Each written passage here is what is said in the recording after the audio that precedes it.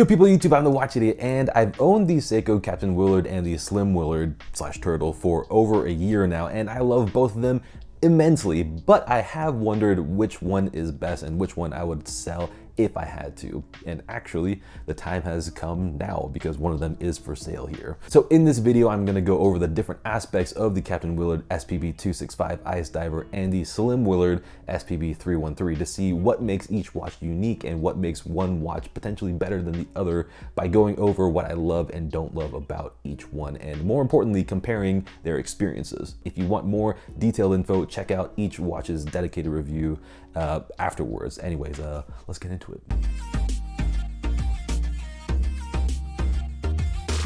So first up, let's do the case and bezels, and let's just get the bezels out of the way because they're effectively the same exact thing. They both have the same-ish grip, and they have the same matte black aluminum inserts with the same typeface, and the bezel clicks themselves are also very similar since they are both in that same price point. And all in all, I like both of them very much. And now onto the case, which in many ways is the main differentiator between these two watches if you're not looking to get a version with a special dial like I did. Starting with the Captain Willard, and the case is so unique and it's so pure Seiko. Even if you look at the silhouette only, I mean, you'll know what it is, and that can be a great thing or it can be a bad thing as well because it's not a traditional looking case, so it has its very own unique presence. When this new Willard was released back in 2020, I thought it was super cool, but given the higher price point, I didn't want to take a chance on a kind of bizarre asymmetrical case, and for many folks it'll make this watch a lot less versatile than the Slim WIllard. But after taking a chance on it, the case is one of the biggest plus points of this watch because of how, again, unique it is. It excites me every single time I see it on my wrist, and since there isn't anything quite like it out there, I don't think they'll ever be able to sell it without replacing it. The Slim WIllard case, on the other hand, is a far more subdued, cushion-shaped case, but it still does feel very Seiko-y, and I really love it. It's hard to fault it. I love the case size because they're fully brushed, and the swooping line top to bottom is just so satisfying to see when you look at it from the side. The more subdued nature of this case does make it more versatile to use in more situations, and it does feel a bit more tool watchy actually because it's fully brushed, which is quite rare for Seikos. And the slim part of the name comes from it being 12.2 millimeters thick versus 13.8 millimeters thick for the Captain Willard, and you can see the difference, although the Captain Willard really doesn't wear like it's 13.8 millimeters because of Seiko's case wizardry, and that also applies to the Captain Willard being 42.3 millimeters across compared to the Slim Willard's 41 millimeters across. They wear very similarly on the wrist. That said, the Captain Willard, of course, does wear a touch bigger, but the lug-to-lug is actually half a millimeter shorter than that of the Slim Willard, 46.3 millimeters versus 46.8 millimeters, and that makes this watch wear smaller than expected. Both watches wear incredibly on the wrist and just look fantastic on, I'll say, like pretty much on any wrist out there. So overall, for me, the Captain Willard wins this section because there simply isn't anything else quite like it, and it stands out in my collection unlike anything else. And that said, it might be different for your particular use case. And now onto the dials, and while each dial is very different, they do offer me very specific, unique experiences. But just know that you can find both of these watches with simple matte dials, and also you can find them with more exotic textured dials, so you have a bunch of options out there. So the Captain Willard Ice Diver more specifically comes with these sort of wavy looking dials, and this dark teal is definitely the most subdued of the three, but my god, it's glorious because in many lights it's just like a black dial, which is kind of helpful just because I don't always want to wear a very loud watch. But in other lights, the teal color pops and you see the texture, and Seiko managed to not make this dial look busy because on paper, a dial with a bold color and texture alongside a wild case shape could have been a bit much, and I most likely wouldn't have liked it as much. Are there dials out there with better finishes?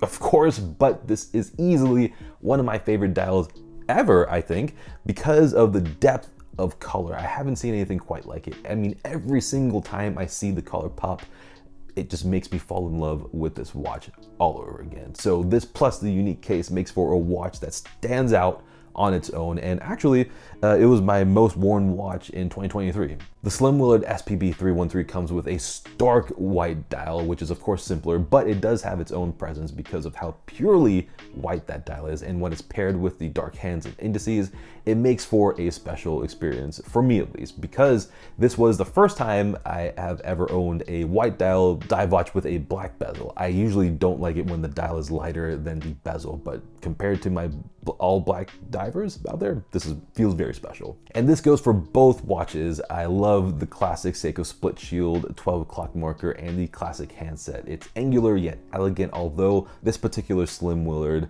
the hands are fully polished instead of the usual half brushed, half polished finish that I absolutely love. You know, it's not a problem for me, but I guess it's something to note.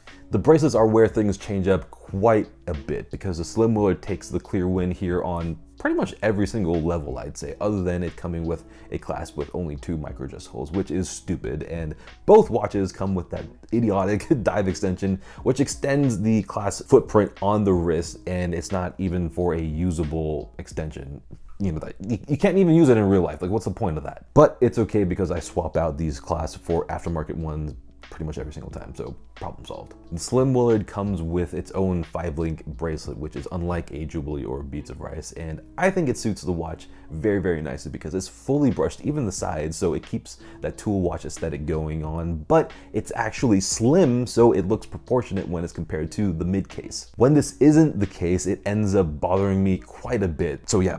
Thankfully, no issues here. And because it's slim, the entire watch ends up wearing super comfortably because it comes in at 151 grams, which is pretty much normal for a watch of this size, versus the Captain Willard, which weighs 179 grams, which is definitely on the heavier side, and it's noticeable on the wrist. That said, I don't think the Captain Willard bracelet is uncomfortable by any means. In fact, the watch on the bracelet it came with is very comfortable, and I enjoyed it on this original bracelet. I just think that this, you know, off-the-shelf bracelet that I've seen on other watches is just too unnecessarily thick, and it adds to the weight of the entire watch, which for me just isn't a good use of extra weight. Design-wise, it's a 3-link bracelet, so it's obviously good looking, but me being a Beads of Rice fiend that I am, I obviously had to swap it onto a Uncle Strap's Beads of Rice, which in turn makes the watch overall a little bit lighter, which is much appreciated, and it obviously looks fantastic. In other words, I haven't felt the need to change the Slim WIllard bracelet because it not only feels good, but it looks great, whereas I did feel the need to